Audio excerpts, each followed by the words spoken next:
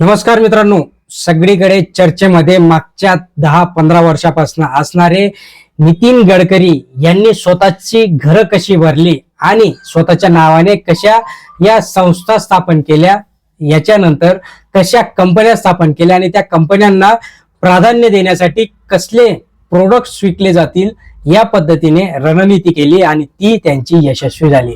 पण कुठेतरी 100 गुन्हे झाल्यानंतर ते पाप जे काही असतं ते पाप बाहेर पडतं।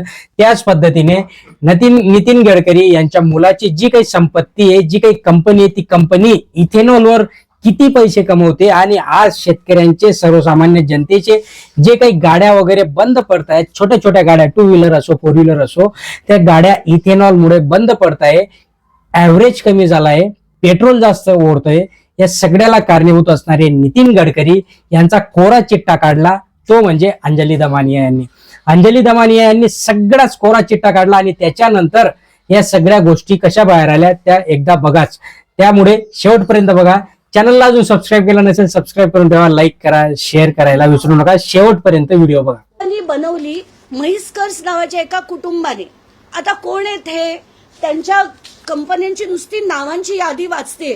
परत मी म्हणते की मला त्यांच्याबद्दल काही बोलायचं नाही, कारण ते बिझनेसमॅन आहेत, पण त्यांच्या बिझनेसमॅनच्या मागे असलेले बिझनेसमॅन पॉलिटिशियन जे आहेत, माझा आक्षेप त्यांच्यावर आहे।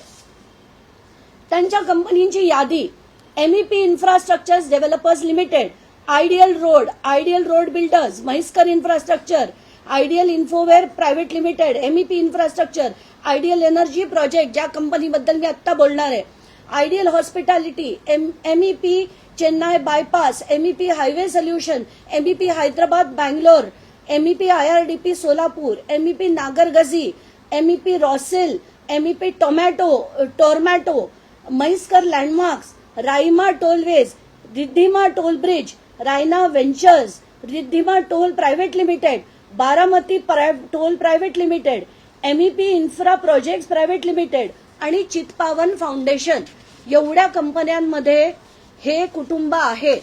आणि या कुटुंबांनी काय केलं आता ते बघू। आता त्यांना प्रोजेक्ट्स कुठले कुठले मिळालेत त्याची अख्खी यादीच्या यादी आहे, इथूनच दाखवते थोडे quickly. Annuity projects MEP group सबसिडियरीचे औसा चाकूर लोहा वारंगा, तालुजा माहुआ, नागपूर रिंग रोड बायपास, हे सगळे त्यांना प्रोजेक्ट्स मिळालेले आहेत। आता पुढचा टप्पा म्हणजे एक कंपनी आहे जी रस्ते बनवते। ती रस्ते बनवणारी कंपनी एका कंपनीमध्ये पैसे इन्व्हेस्ट करते, त्याच्यात त्यांचं कुटुंब आहे। त्या कुटुंबाबरोबर एक व्यक्ती आहे, नितीन गडकरी, आणि हा 17 मार्च 2008 पासून या कंपनीमध्ये आहे। आधी त्या कंपनीचं कॅपिटल होतं 27 कोटी, म्हणजे त्याचं जे ऑथोराइज शेअर कॅपिटल होतं आणि पेड अप कॅपिटल होतं, तर पेड अप कॅपिटल त्यांचं 27 कोटी रुपये होतं।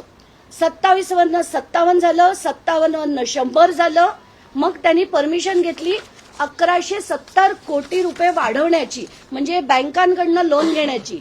मग 100चं 150 कोटी, 150चं 200 कोटी, 200चं 250 कोटी, असं हळूहळू वाढत त्यांचं कॅपिटल 750 कोटी पर्यंत पैसे हे म्हैसकर कुटुंबाने।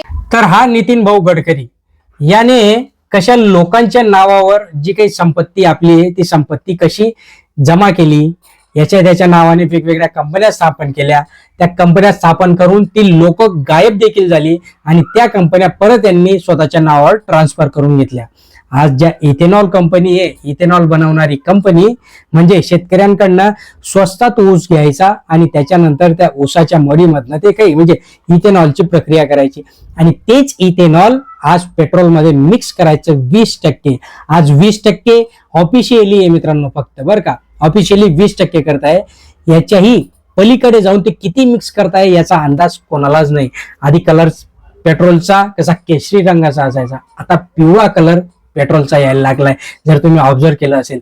याला कारणीभूत कोण? याला कारणीभूत हा नितीन गडकरी, जो स्वतःला किती फुसक्या मारून सांगतो की मी असे केले तसे केले, हे काम केलं ते काम केलं, आणि त्याच्यानंतर आज भारतामध्ये सगळे काही रस्ते वगैरे जे काही आहेत ते व्यवस्थित आहेत.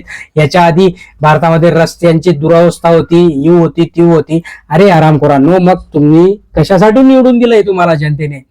तुम्ही ज्या खुर्चीवर बसलायत, ज्या ईव्हीएमच्या जोरावर तुम्ही बसलायत, ते हे कामं करण्यासाठीच आहेत, जनतेची कामं करण्यासाठी. तुम्ही काही उपकार नाही करत आहे सर्वसामान्य जनतेवर. जनतेचा पैसा जो येतो, टॅक्सचा पैसा, तो टॅक्सच्या पैशातनं तुम्ही हे कामं करत असता. आणि त्याच्याही व्यतिरिक्त तुम्ही आपले स्वतःचे घरं भरतायत आणि स्वतःच्या ढेऱ्या वाढवताना दिसतायत स्पष्ट भाषेमध्ये. आज तुझा जो काही 2 मुलं आहेत, त्या 2 मुलांच्या नावाने एवढी काही संपत्ती जमा केली, लाजा नाही वाटत तुम्हाला?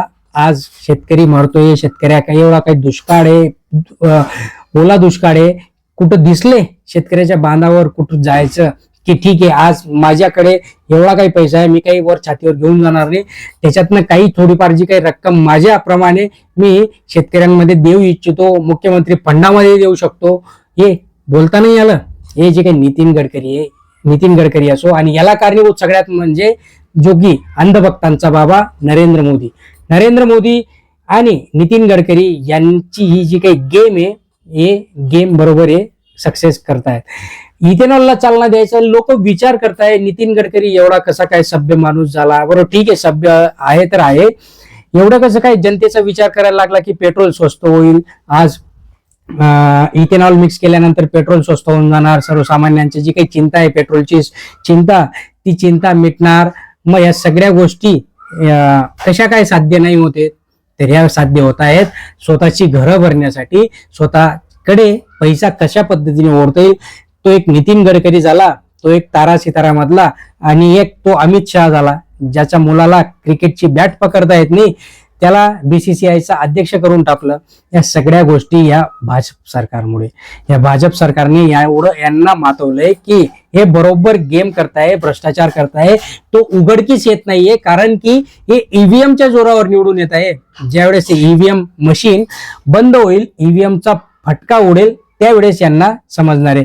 आज निवडणूक आयोगामध्ये यांचा माणूस बसवून ठेवला, कोर्टामध्ये यांचे माणसं बसवलेत, पोलीस खात्यामध्ये यांचे माणसं बसवलेत, सगळीकडे कॅगमध्ये यांचे माणसं बसवलेत, सगळीकडे यांचे माणसं बसवून यांनी स्वतःला बरोबर सुरक्षित करून ठेवलंय. ज्यावेळेस क्रांती होईल, ज्यावेळेस नेपाळ सारखी क्रांती होईल ना, त्यावेळेसच या लोकांना अद्दल घडणार आहे. अंजली दमानी यांनी मस्त एक पत्रकार परिषद घेतली, आणि त्या पत्रकार परिषदेमध्ये मित्रांनो तुम्ही बघितलंच की कशा पद्धतीने यांनी स्वतःची घरं भरली आहेत, स्वतःची घरं भरली, आणि दुसऱ्याच्या पोटातला घास किंवा लोकांचं नुकसान अशा पद्धतीने होतं ते इथे आपल्याला बघायला मिळतंय. यांना माफी नसणारे तो एक झाला. आणि नागपूरचा दुसरा म्हणजे देवेंद्र फडणवीस. देवेंद्र फडणवीसाच्या कुठल्या कंपन्या वगैरे याच्या भानगडीत नाहीये, पण दुसऱ्या देखील गोष्टी आहेत. देवेंद्र फडणवीसाला खुर्चीची भूक आहे, सत्तेची भूक आहे, आणि म्हणूनच पक्ष फोडण्यामध्ये माहीर असलेला देवेंद्र फडणवीस आज त्या खुर्चीवर परत विराजमान झाले. मध्यंतरीच्या काळात 2.5 वर्षाच्या काळात एकनाथ शिंदे मुख्यमंत्री होता, पण एकनाथ शिंदे मुख्यमंत्री असताना देखील कारभार चालवणारे कोण? तर देवेंद्र फडणवीस. देवेंद्र फडणवीस सगळ्या ठिकाणी पुढे असायचे, आणि नंतर आता एकटा मुख्यमंत्री झाल्यानंतर या दोघं वेगळ्या दिशेला गेले. या दोघांचा कुठेही आपल्याला चेहरा मोहरा दिसत नाही. या सगळ्यांना कारणीभूत हे भाजप सरकार आहे. या भाजप सरकारने या सगळ्या गोष्टींची एक करून ठेवली. समजून घ्या. तुम्हाला काय वाटतं? नितीन गडकरी योग्य माणूस आहे, सभ्य माणूस आहे, चांगला माणूस आहे, सुसंस्कृत माणूस आहे, समाजाची जाण ठेवणारा माणूस आहे, समाजासाठी काम करणारा माणूस आहे, गोरगरिबांसाठी काम करणारा माणूस आहे, नागपूरसाठी काम करणारा माणूस आहे, संपूर्ण भारतासाठी काम करणारा माणूस आहे, की स्वतःच्या मुलासाठी आणि स्वतःची घरं भरण्यासाठी काम करणारा माणूस आहे? नक्की कमेंट बॉक्समध्ये कळवा. चॅनलला सबस्क्राईब करून ठेवा, लाईक करा, शेअर करा. धन्यवाद.